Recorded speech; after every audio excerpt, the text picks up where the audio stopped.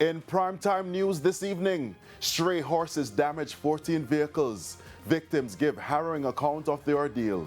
Good evening and welcome to Primetime News. A very special welcome to our viewers on TVJ International in the Cayman Islands and online at onespotmedia.com. I'm Anthony Lug. Also this evening, 8-year-old killed in Cherry Tree Lane massacre laid to rest. And later, Prime Minister urges global leaders to make decisions that will safeguard the future of the next generation. There's also Saturday Sports Special and weather in this newscast. So please stay with us. I'll have the news in detail right after this break.